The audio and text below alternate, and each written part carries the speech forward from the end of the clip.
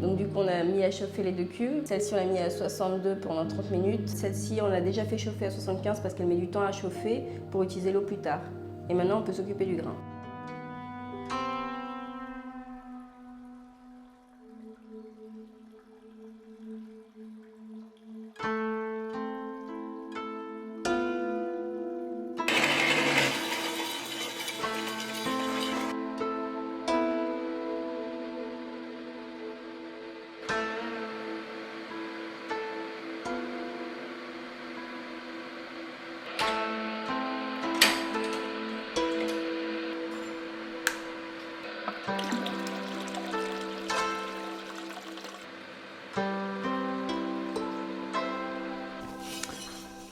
C'est parti.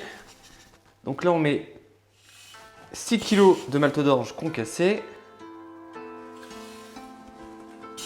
à 62 degrés pendant une demi-heure.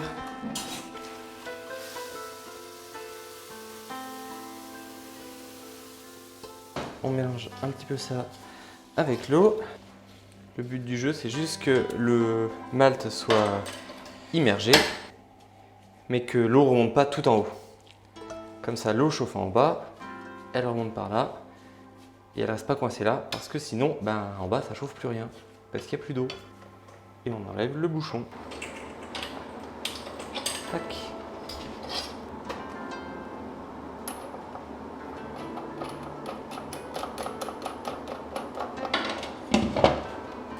Tac.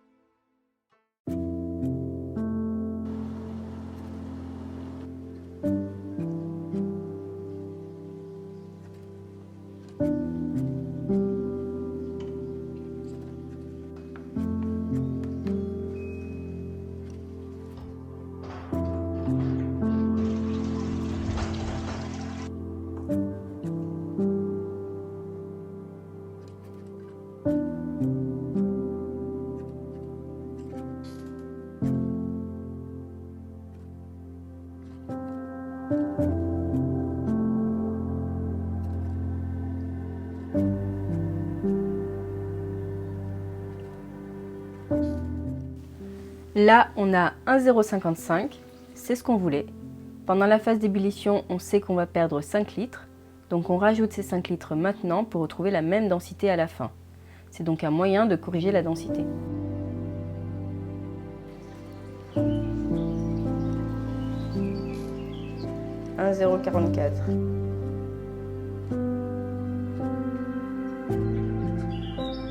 Boiling. On verra bien. Et c'est parti. Bam. Du coup, Les houblons, c'est ta préférée. donc on a utilisé déjà le cascade en amérisant et le yeoman en aromatique. Et cette fois-ci, on va faire un peu l'inverse. C'est-à-dire qu'on va utiliser un nouveau houblon qu'on n'a pas encore utilisé, le Galena, en amérisant. Et le cascade, on va l'utiliser en aromatique à la fin. Du coup, pour les dosages, on est parti sur du 20 grammes, en se basant sur le fait que le cascade qu'on utilisait avant, qui était moins amérisant, on en mettait 30 grammes et ça allait en termes d'amertume. Comme celui-ci est plus amérisant, on s'est dit qu'on allait en mettre un peu moins. C'est un peu du pifomètre. On est à 72 degrés, il faut que ça monte en boiling à du coup 100 degrés. Mais là on a 72, donc on a encore un petit temps d'attente. J'allais chercher des saucissons, moi. Non, attends, il faut d'abord qu'on montre, on fasse la pesée. On va d'abord peser. On va peser le houblon et on prépare tout ça. Après les saucissons. On prend donc 2 houblons amérisants, déjà parce qu'on aime bien le côté un petit peu amer de la bière, et puis en plus parce qu'on aime vraiment l'odeur de ces 2 houblons, et donc on essaye d'en utiliser un en aromatique à la toute fin de l'ébullition, pour tout simplement essayer et voir ce que ça peut donner.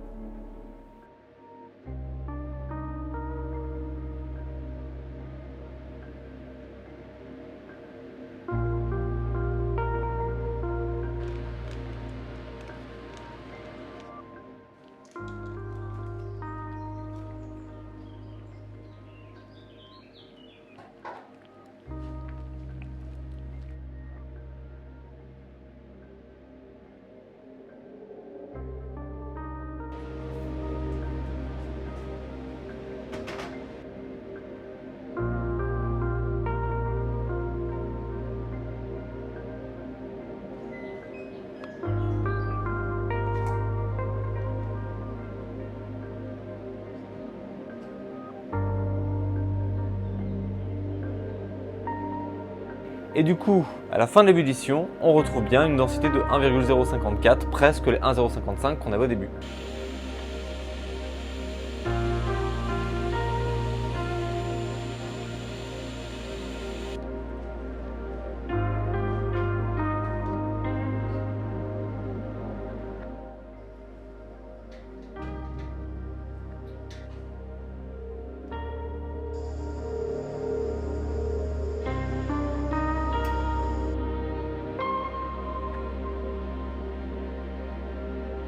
Donc là, 36 degrés, c'est beaucoup trop chaud.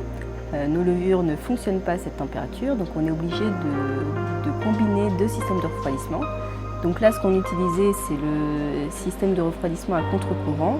Et là, on rajoute un serpentin que l'on a branché avec un refroidisseur.